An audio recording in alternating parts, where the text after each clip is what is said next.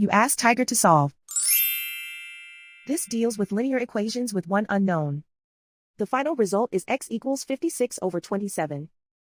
Let's solve it step by step. Simplify the expression.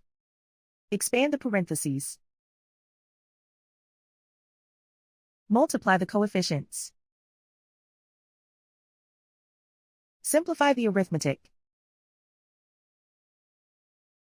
Group all constants on the right side of the equation. Add 72 to both sides. Simplify the arithmetic.